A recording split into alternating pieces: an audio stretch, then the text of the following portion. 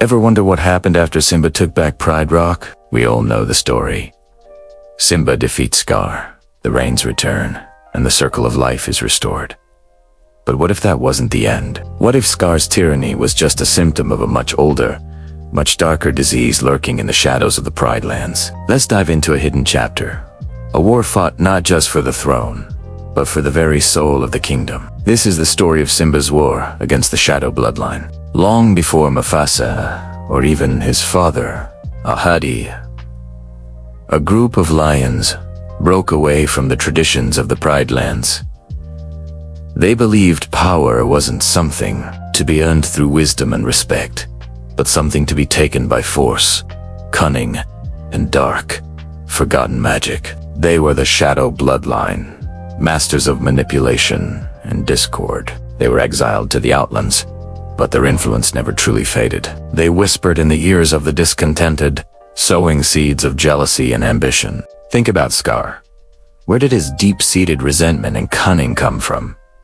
It wasn't just sibling rivalry. The lore suggests he was a pawn, a puppet manipulated by the unseen masters of the Shadow Bloodline. They saw his ambition and nurtured it, promising him the power he craved. They taught him how to exploit the hyenas, how to turn the pride against itself. Scar's reign wasn't just his own doing. It was the Shadowed Bloodline's first major victory, a successful coup that plunged the Pride Lands into darkness. So when Simba returned, he wasn't just fighting his uncle, he was fighting a legacy of shadow. After he took the throne, the real war began.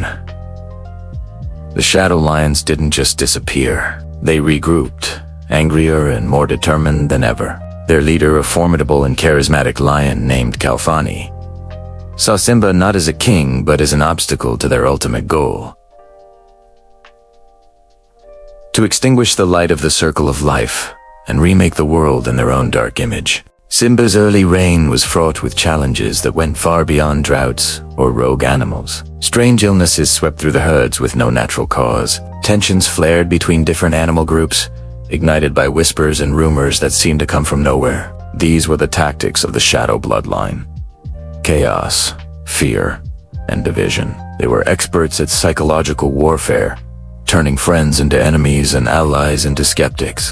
Nala, ever the strategist, was the first to realize this wasn't random bad luck. She saw the patterns, the subtle manipulations. Together with Zazu, Timon, and Pumbaa, they became Simba's inner circle, his war council. Zazu gathered intelligence from the skies, while Timon and Pumbaa, with their network of underground tunnels and connections with the smaller creatures, became unlikely but effective spies. They uncovered a conspiracy that reached deep into the heart of the Pride Lands. The Shadow Bloodline had sleeper agents, animals who had been swayed by their promises of power or blackmailed into servitude.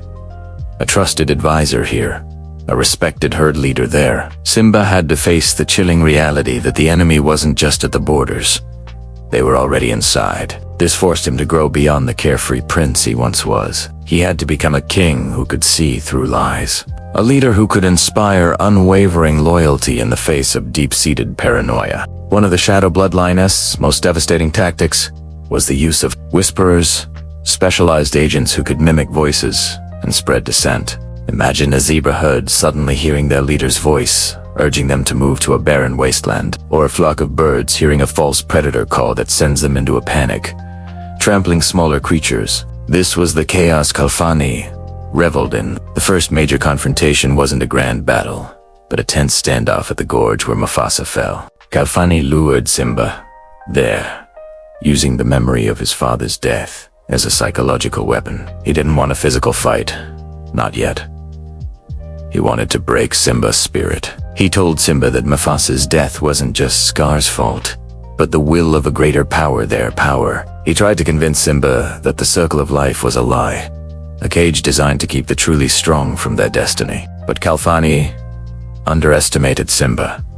Standing in that place of trauma, Simba didn't see weakness. He found strength. He remembered his father's true lesson, that a king's power comes from what he gives, not what he takes. He roared, not with anger, but with the conviction of his entire lineage, and the gorge itself seemed to echo his defiance. The whisperers and shadow agents faltered, their dark influence momentarily broken by the pure, untainted courage of the true king. This marked a turning point.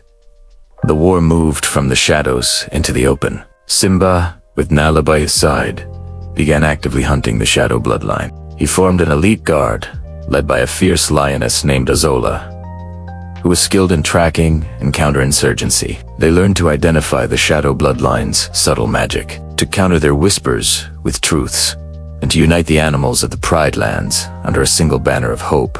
The war wasn't just fought with claws and teeth. It was a war of ideas. Rafiki played a crucial role, delving into the ancient history of the Pride Lands. He rediscovered lost traditions and ceremonies that strengthened the spiritual resilience of the kingdom. These ceremonies weren't just rituals. They were acts of unity, affirmations of the circle of life that created a protective aura against the shadow bloodline's dark influence. He taught Simba that the greatest weapon against shadow is light, the light of community, truth, and shared purpose. The final battle was inevitable. Kalfani, his strategies of stealth and manipulation failing, launched an all-out assault on Pride Rock. It was a desperate, brutal attack, combining his own formidable warriors with every desperate and deluded creature he could muster. The battle raged for a day and a night. It was a true test of everything Simba had built. Timon and Pumbaa led a surprisingly effective defense of the lower passes, using their knowledge of the terrain to create traps and diversions. Nala and Azola's guard fought with unmatched ferocity on the main ascent.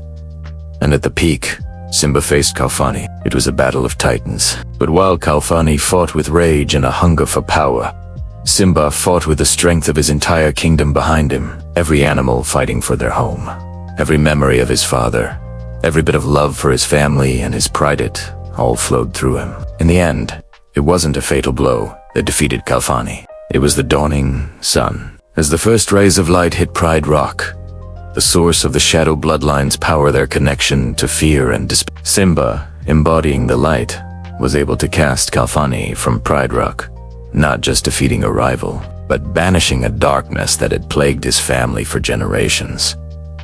Simba's victory wasn't just about reclaiming a throne, it was about purifying it. He learned that being a king isn't a single act of bravery, but a constant vigilance against the shadows, both outside and within. He solidified the Pride Lands, not just as a territory, but as a multi-species coalition built on trust and mutual respect. This untold war shaped him into the wise and great king we remember, the one who truly understood the weight and the wonder of the circle of life. So the next time you watch The Lion King, remember the battle didn't end with Scar. The greatest war was the one fought in the shadows, for the very soul of the Pride Lands. What do you think? Does this hidden chapter add a new layer to Simba's journey? Let me know your thoughts in the comments below. Thanks for watching, and don't forget to like and subscribe for more deep dives into your favorite stories.